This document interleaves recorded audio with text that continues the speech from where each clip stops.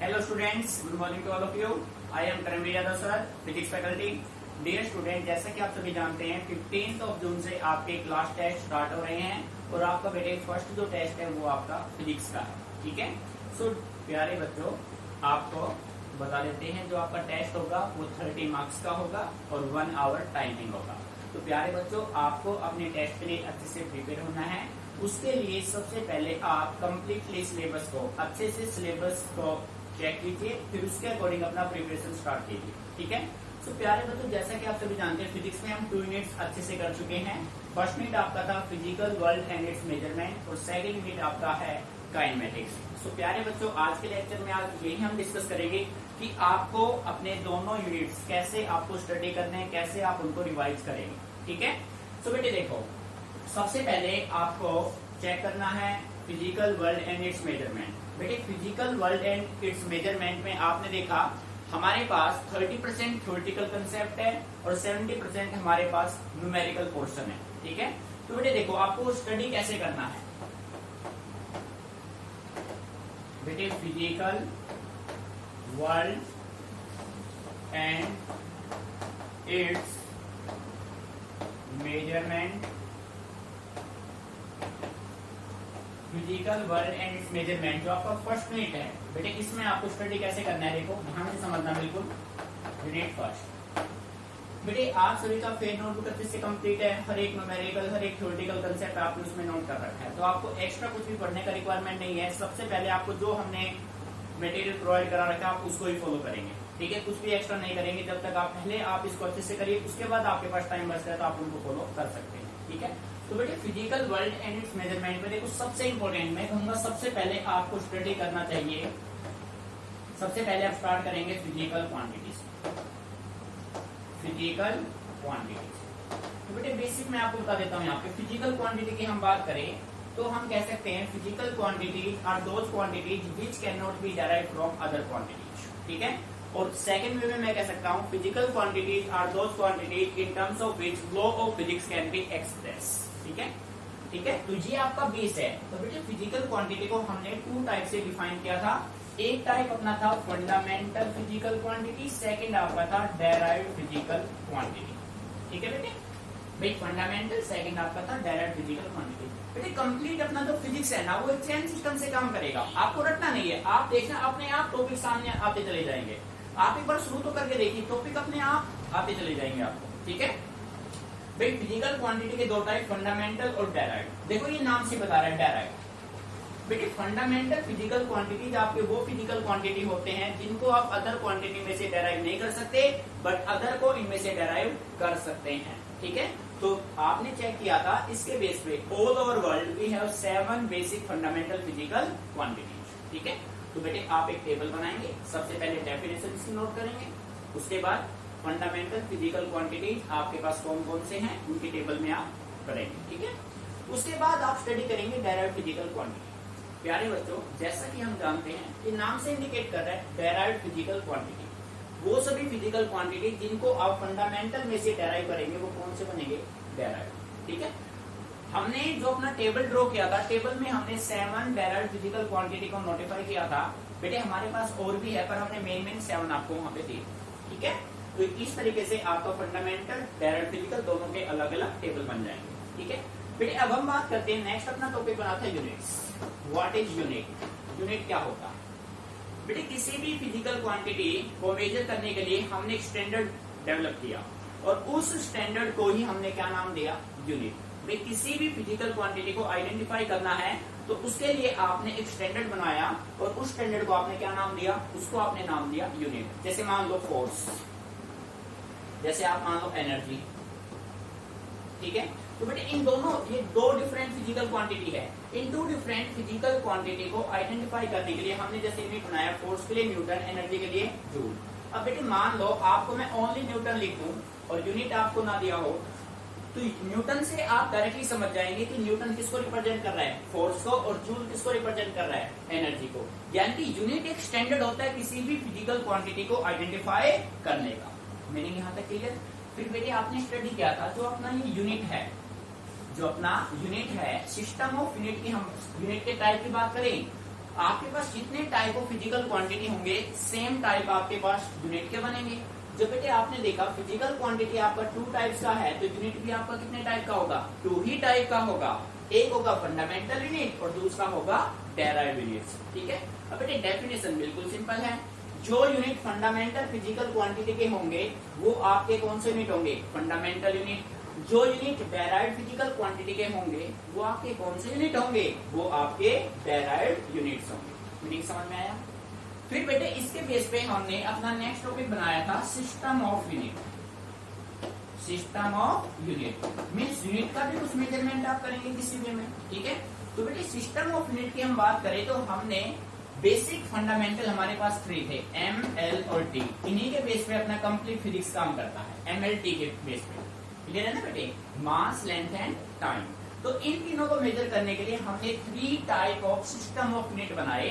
तो बेटे जिसमें अपने पास एक था FPS, एक अपने पास था CGS और फिर अपने पास आया MKS और हमने MKS को मॉडिफाई करके क्या बना दिया, SI। बात समझ आ रही है बेटे। तो सिस्टम ऑफ यूनिट की अगर हम बात करें तो हमारे पास 3 type of system of unit है, FPS, CGS, MKS। ठीक है, और MKS का मॉडिफाइड फॉर्म अपने पास कौन सा है, SI। तो बेटे देखो FPS में अगर हम बात करें तो F रिप्रेजेंट करेगा फीट को, P रिप्रेजेंट करेगा पाउंड को और बेटे S रिप्रेजेंट करेगा सेकंड को। ठीक है, फीट मेजरमेंट करेगा लेंथ का, पाउंड मेजरमेंट करेगा मास का और सेकंड टाइम का। सिमिलर CGS में हम बात करें तो C सेंटीमीटर, G आपका ग्राम, S आपका सेकंड। MKS में मीटर, किलोग्राम, सेकंड। ठीक है बेटे, तो ये आपके पास 3 सिस्टम ऑफ यूनिट बने थे। आज के दिन जो आप यूज करते हो MKS और SI सिस्टम ऑफ यूनिट करते हैं। मुझे बात समझ आ रही है। तो we have 3 system of unit, FPS, CGS and MKS। बेटे यहाँ पे कोई प्रॉब्लम, मीनिंग अच्छे से क्लियर। अब देखो भाई, अब हमने ये कहा भाई जो अपना सबसे मोस्ट इंपोर्टेंट है वो अपना कौन सा है, वो अपना SI सिस्टम ऑफ यूनिट है। तो अब आपसे क्वेश्चन ये पूछा जाएगा भाई SI सिस्टम ऑफ यूनिट सबसे इंपोर्टेंट क्यों है, तो आप कहेंगे इसके कुछ एडवांटेजेस हैं। तो प्यारे बच्चों, अपना जो नेक्स्ट टॉपिक बनेगा वो अपना बनेगा एडवांटेजेस ऑफ, देखो भाई नेक्स्ट टॉपिक आपका होगा advantages of SI system of unit. देखो प्यारे बच्चों, बेटे एडवांटेजेस क्या क्या हैं, तो हम ये कह सकते हैं जो अपना SI सिस्टम ऑफ यूनिट है, SI is a rational system of unit. कैसा सिस्टम है भाई, रेशनल। दूसरा हम कह सकते हैं SI is a coherent system of unit, coherent system of unit. फिर बेटे आप ये कह सकते हैं SI is a absolute system of unit. ठीक है, फिर आप ये कह सकते हैं SI is a matrix system of unit, matrix system of unit. बेटे ये आपके मेन एडवांटेजेस हैं SI सिस्टम ऑफ यूनिट के। SI कैसा है, SI एक रेशनल सिस्टम ऑफ यूनिट है, SI एक कोहेरेंट सिस्टम ऑफ यूनिट है, SI एक एब्सोल्यूट सिस्टम ऑफ यूनिट है और SI एक मैट्रिक्स सिस्टम ऑफ यूनिट है। मीनिंग समझ में आ रहा है बेटे। देखो सिंपली अगर हम बात करें, अगर हम सिंपल वे में बात करें तो हम कैसे, जैसे मैट्रिक इस नाम से इंडिकेट कर रहे हैं। What do you mean bye matric system of unit. आपके पास कोई भी फिजिकल क्वांटिटी है बेटे, उस फिजिकल क्वांटिटी में 10 जो भी मल्टीपल और सब मल्टीपल्स है उन सभी को आप 10 की पावर में एक्सप्रेस कर दो। समझ में आ रहा है। जैसे मान लो आपके पास है 1000 है तो 1000 को आप कैसे एक्सप्रेस करेंगे, 10⁻3। तो ये बन जाएगा एक मैट्रिक सिस्टम ऑफ यूनिट। बेटे मीनिंग समझ में आ रहा है, अच्छे से क्लियर है। ठीक है, मैट्रिक मीन्स 10 की पावर में आप जो भी फिजिकल क्वांटिटी के मल्टीपल सब मल्टीपल है उन सभी को आप 10 की पावर में कन्वर्ट कर देंगे। दूसरा ये कह रहा है जो SI है वो एक एब्सोल्यूट सिस्टम ऑफ यूनिट है। अब देखो बेटे एब्सोल्यूट का मीनिंग क्या होगा। बेटे सिंपल वे में मैं बात करूं तो मैं ये कह सकता हूं एब्सोल्यूट मीन्स होता है there is no gravitational unit in the system. यानी कि जो इफेक्ट ऑफ ग्रेविटी है आपके ऐसा यूनिट पे इफेक्ट ऑफ ग्रेविटी नहीं होगा, यानी कि ग्रेविटी का कोई भी इफेक्ट हमारे ऐसा यूनिट पे नहीं होता है। तो इसी के बेस पे हमने कहा जो अपना ऐसा है वो कैसा यूनिट है, वो एब्सोल्यूट सिस्टम ऑफ यूनिट है। एक बार आप इनको नोट करो, फिर इनको एक्सप्लेन करते हैं, ठीक है, एक एक पॉइंट को।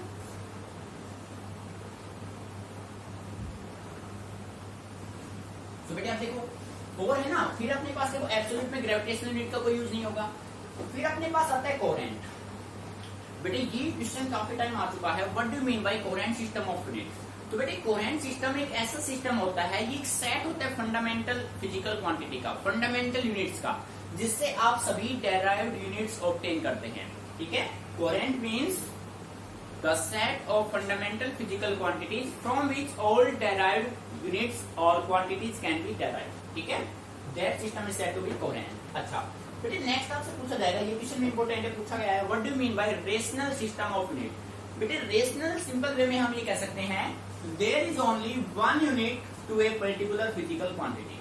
जैसे मान लो आपके पास एनर्जी है, तो ऐसा ही सिस्टम में आप ये कहेंगे कि एनर्जी का ऐसा यूनिट क्या होगा, जूल होगा।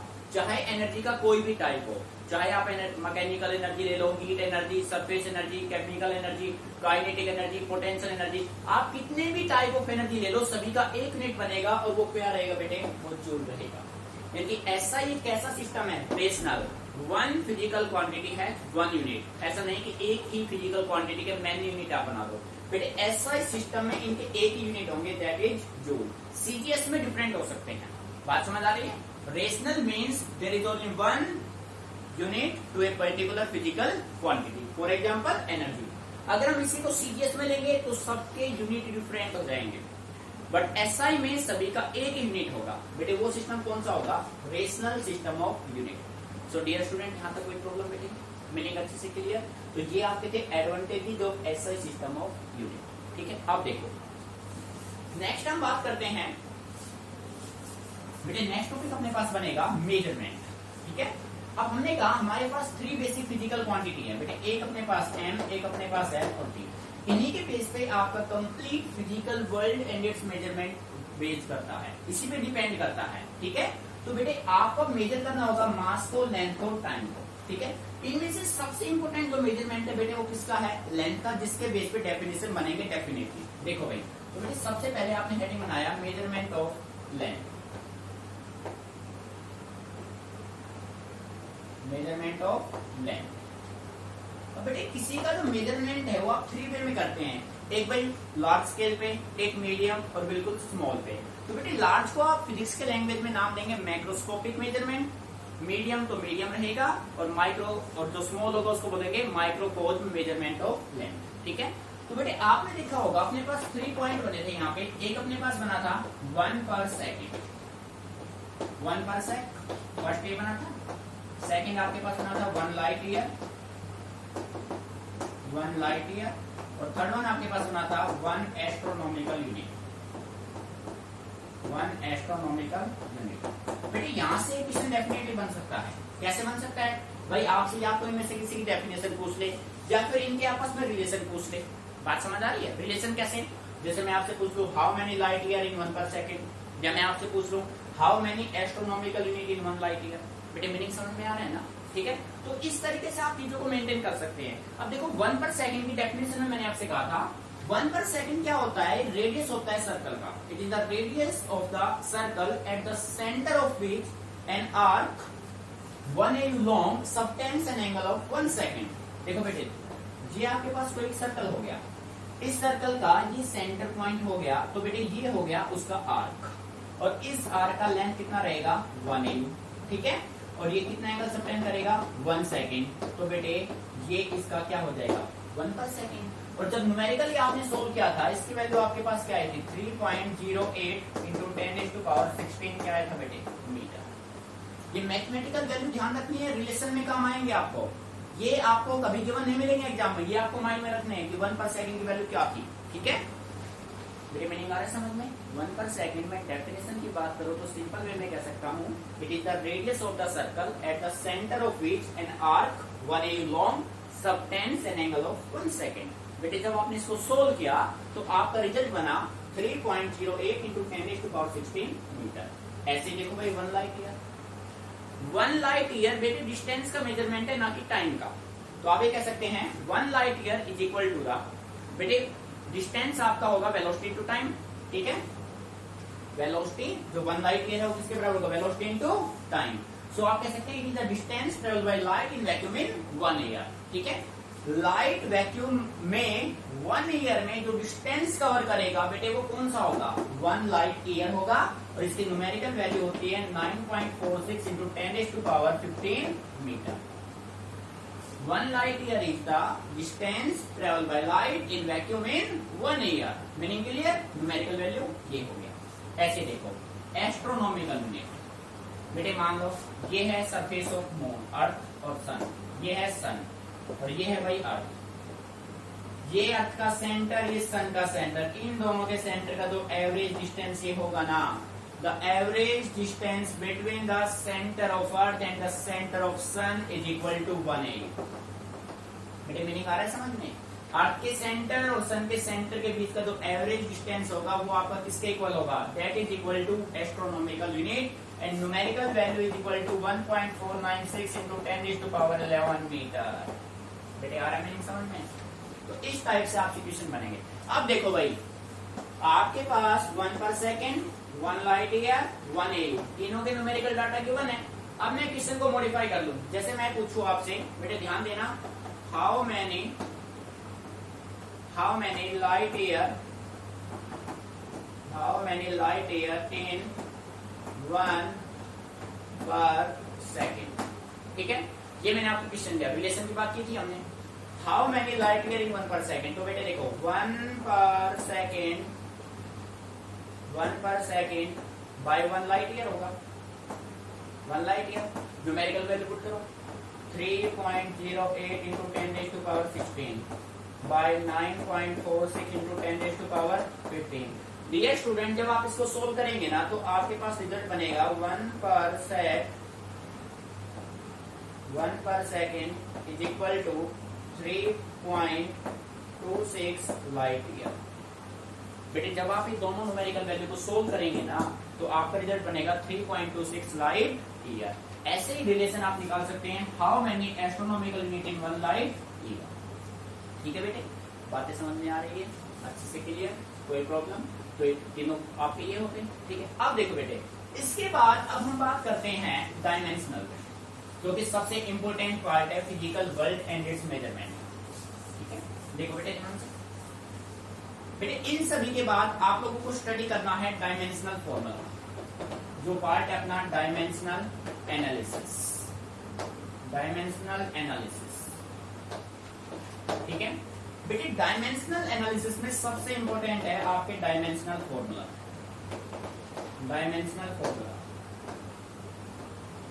डियर स्टूडेंट आपको डायमेंशनल फॉर्मूले मिनिमम 3 टाइम्स आपकी रफ नोट में प्रैक्टिस करने हैं, मिनिमम 3 टाइम्स।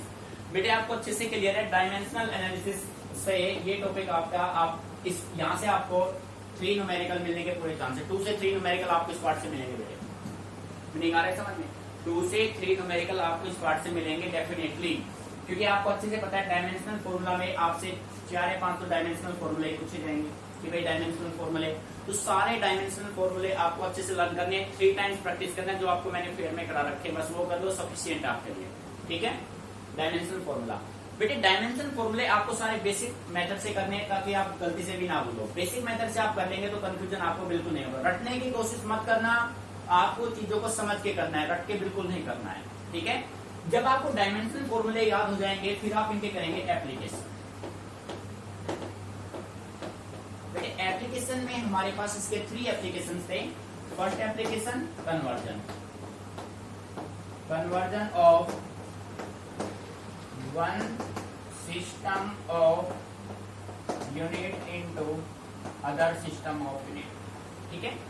सेकंड आपका था check the correctness of a given formula, check the correctness. और बेटे थर्ड वन था आपका derivation of a given formula,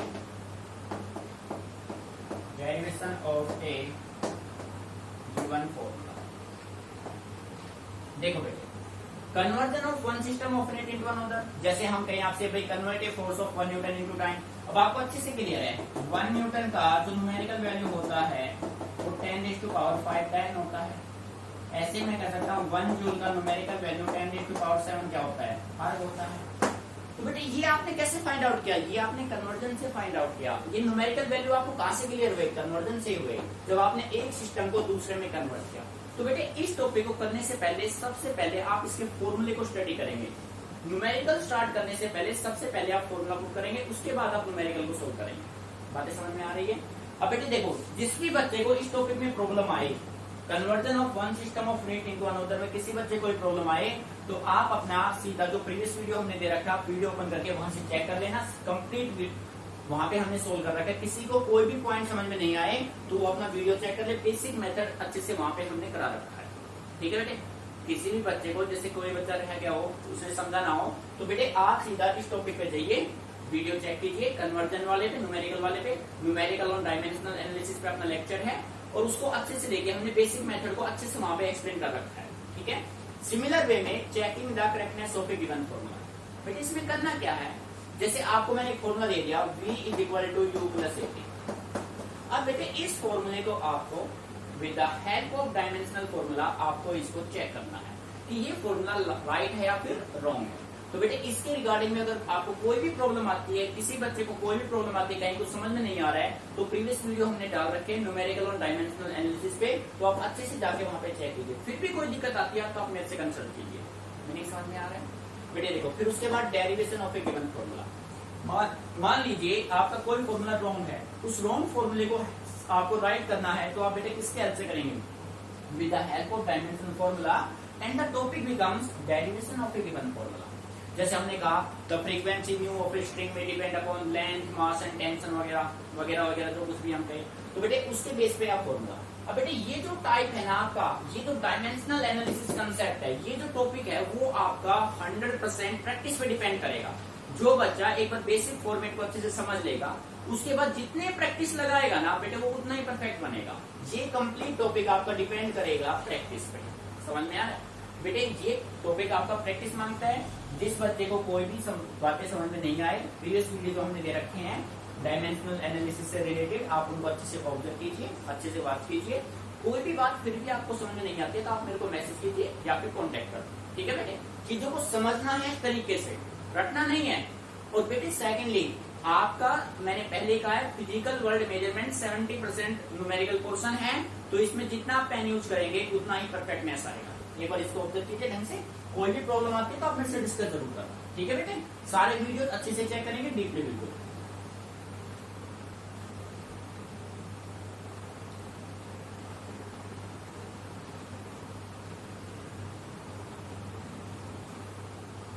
ठीक है बेटे, अब देखो भाई, इसके बाद बेटे ये पार्ट आपका देखो, फर्स्ट पोर्शन हो गया, सेकंड पार्ट आपका हो गया डायमेंशनल एनालिसिस का। बेटे जो थर्ड पार्ट आपका होगा, इसमें थर्ड पार्ट आपका है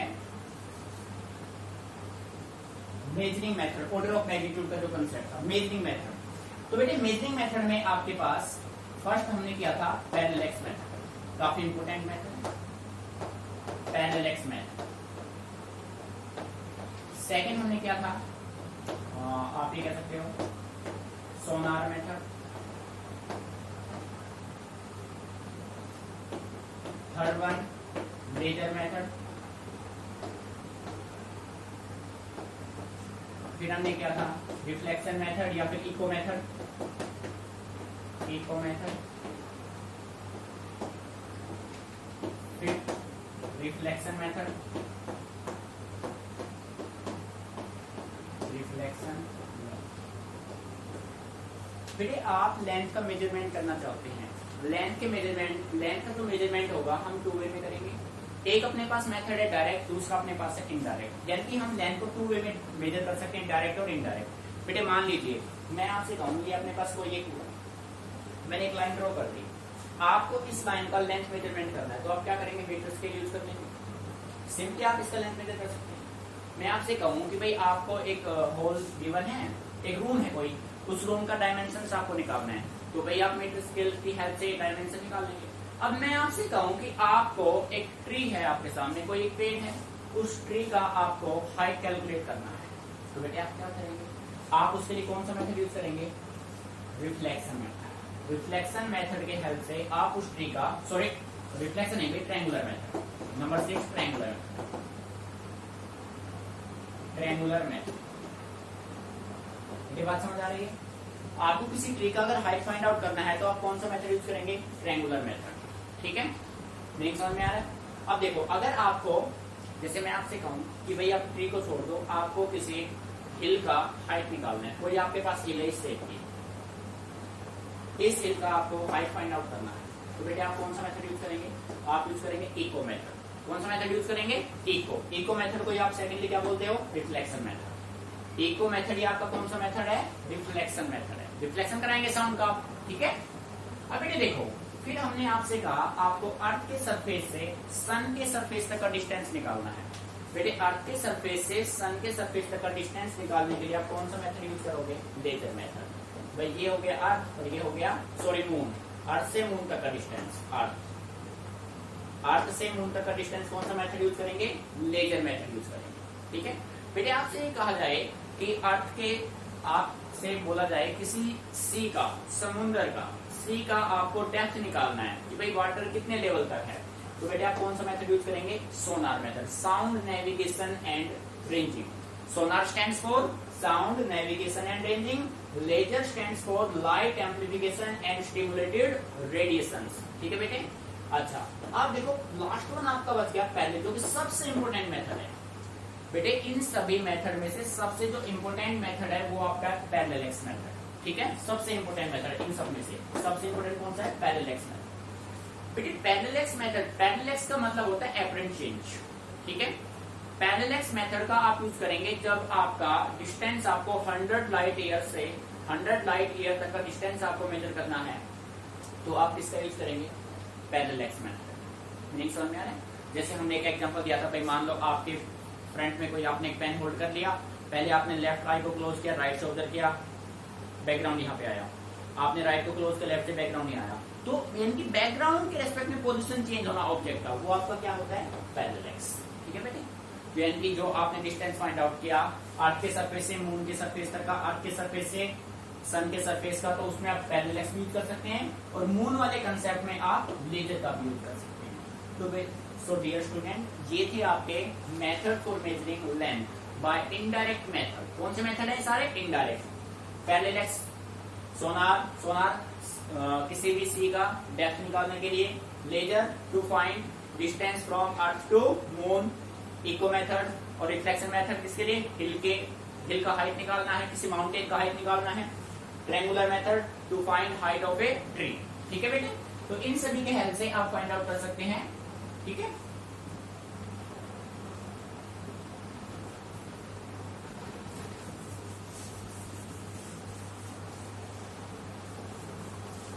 अब बेटे देखो लास्ट वन आपका बनता है, लास्ट जो पार्ट अपना बचता है वो आपका बचता है एरर। ठीक है बेटे, एरर में आपको क्या क्या स्टडी करना है, ध्यान से सुनिए। भाई एरर की हम बात करें तो सिंपली वे में एरर आपका होता है difference between actual value and measured value. जो आपके पास ट्रू वैल्यू है और जो आपने मेजर वैल्यू की है, उनका जो डिफरेंस आएगा वो आपका क्या होता है, एरर। तो बेटे एरर की हम बात करें, एरर के बेसिक टाइप की हम बात करें तो अपने पास 3 टाइप बनते हैं। ठीक है भाई, कौन कौन से 3 टाइप बनते हैं, systematic error, gross error, random error. 3 type, systematic error, random error. Random error का दूसरा नाम क्या था बेटे, चांस एरर, और बेटे थर्ड वन आपका है ग्रॉस एरर। इंपोर्टेंट है तीनों, ध्यान रखना। बेटे देखो एरर के बेसिक 3 टाइप होते हैं, वैसे सब टाइप की हम बात करें तो आप कह सकते हो relative error, percentage error, fractional error, mean error, mean absolute error, absolute error, तो वो सभी सब टाइप बने। मेन टाइप जो आपके एरर के होंगे वो 3 टाइप होंगे, सिस्टमैटिक एरर, रैंडम और चांस एरर, और ग्रॉस एरर। तो बेटे इनमें एरर की इनकी डेफिनेशन और इनके कोज और and how to minimise.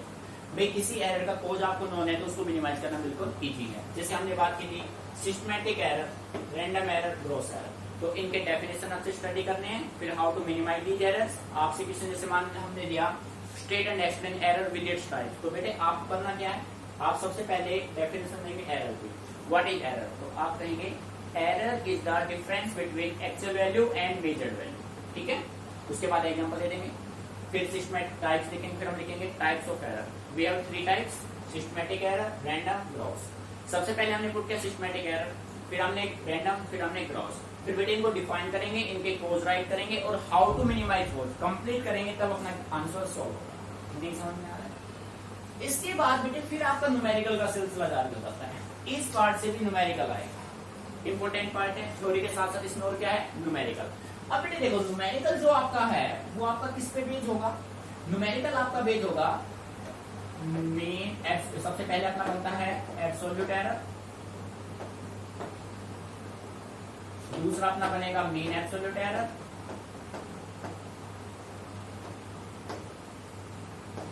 Third one अपना बनेगा रिलेटिव एरर।